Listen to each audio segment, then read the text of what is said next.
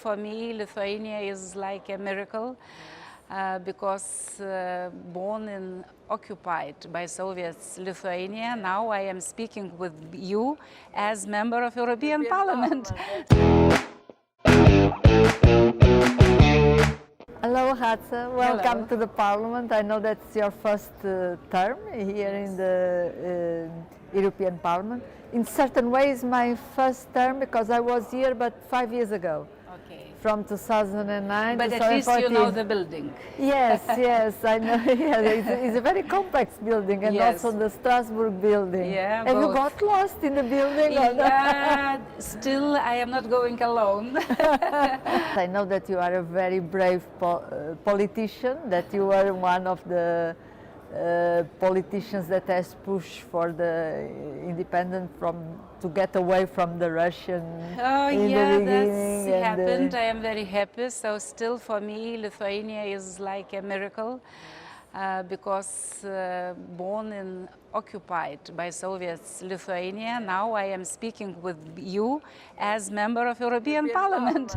So for my generation is really like a miracle, a miracle. Yes. And you, what about you? I'm Portuguese. I'm also for us, in certain way, it's very good to be in the European project because we had a long dictatorship. Yes. After we were, and we still have some fragilities in terms of poverty, but it makes all the difference to enter to Europe. And our big challenge is to have a sustainable growth in terms of economy. Of we course, had a big crisis quite recent, so and Europe has helped us a lot. For us as well, we had, I think, the most decrease of our GDP. I was Minister of Defense exactly at the time when we faced the beginning of the crisis. So what are your priorities?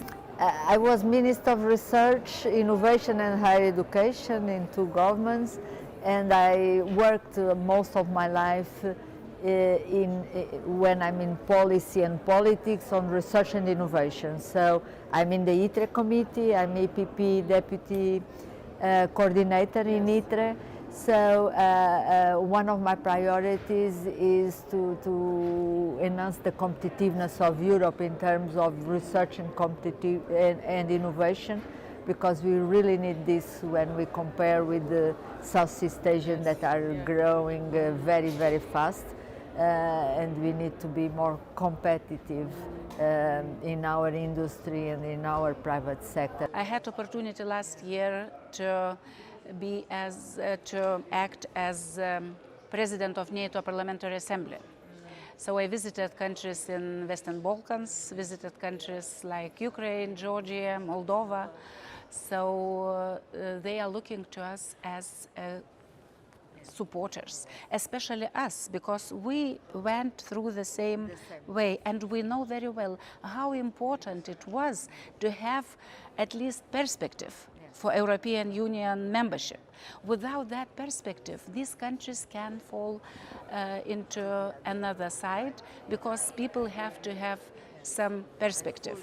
Maybe not next year, of course, maybe in 10 years they will do their reforms, but we have to be at least those they will give them perspectives. And I think that to help these countries to change, we really need to understand what they have gone through, their history, their political transformations, and it's true that we have a big diversity inside the European Union and with the countries around us, and it's important to understand, to help them, and you are very well positioned to understand them. And I think so, because we were together, we suffered the same yes. style of occupation, consequences of everything happened.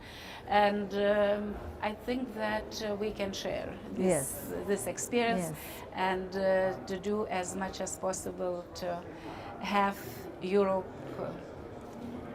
free, not only in European Union, but also in the at large, Europe at large. Europe at large, yes.